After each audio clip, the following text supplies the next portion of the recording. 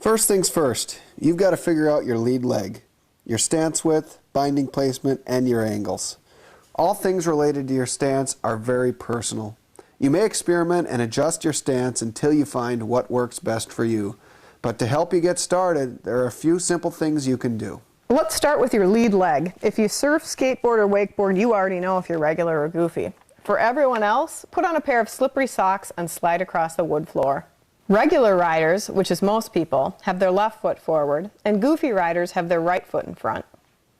Now determine your stance width. You can always go with the recommendation of the manufacturer or try to customize. Here are some guidelines. Measure the distance from your kneecap to the floor. Your stance should be about that wide. As a minimum, your stance should be wide enough for your hips to fit between your bindings. Depending on the type of board and riding goals, your stance will either be centered on the snowboard, as with a twin-tip park board, or set back slightly, as with an all-mountain board. Since this is a powder board, we'll go with the manufacturer's recommendation and set it back 2 inches, which is quite a bit. If you plan to resell your snowboard, it's a good idea to place a rubber gasket between the top sheet and bindings. You can pick this up at your nearest hardware store. Not only does it keep the graphics pristine, it also adds a little cushion under your feet, and who doesn't need that? Simply trace, cut, and place under each binding.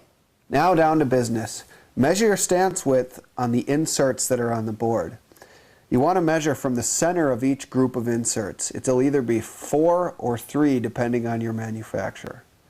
Put your front binding on. Be sure to grab the correct binding. Yes, there is a right and a left. Your bindings are contoured to each foot just like your boots. To make it easier, the spiky plastic strap is usually on the outside. Now put the back binding in place and measure from center to center to make sure your width is right. Line up the holes in your base plate with the insert pattern so that each hole has its very own insert.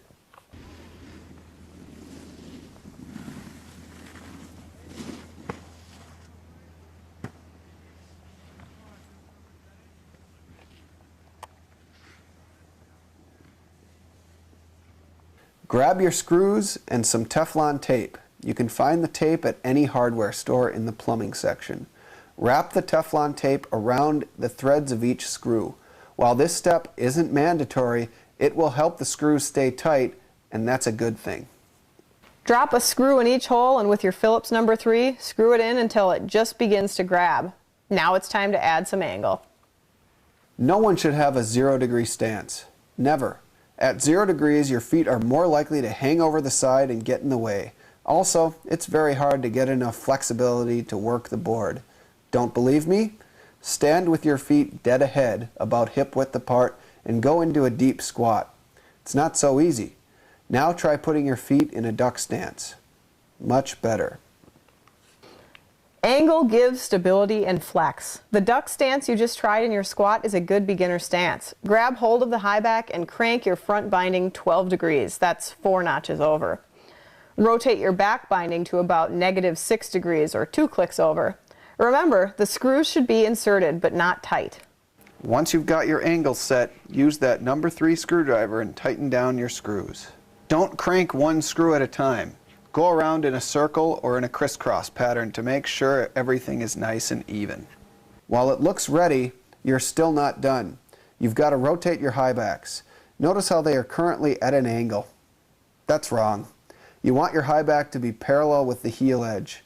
This gives you more precise control over your heel side turns by giving more pressure along the full length of the edge, and it gives you better flexibility for boning out those tricks. You'll thank me later. Grab a number 2 Phillips and loosen the screws on the sides of the bindings. Grab the high back and twist until it's parallel with the heel edge and tight to the heel cup.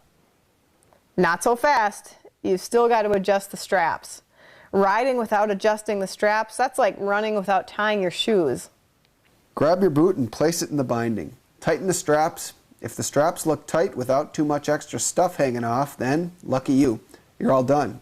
If not, use a number 2 screwdriver or your hands and loosen the straps on the side. Slide it forward or back so that your straps cup the boot nicely. Follow the instructions on your bindings since each model is a little different. There's a pretty good chance that your bindings will stretch out during the season, so a little tighter is better than too loose. Check for loose parts. Try everything on to make sure things fit right and tight. Bend your knees and flop around to make sure the stance is comfortable. It's better to adjust now than on the hill while your friends are all waiting and a 10 below zero wind is raging on your bare hands. If things feel good, you're ready to ride. Congratulations, you just mounted your own snowboard.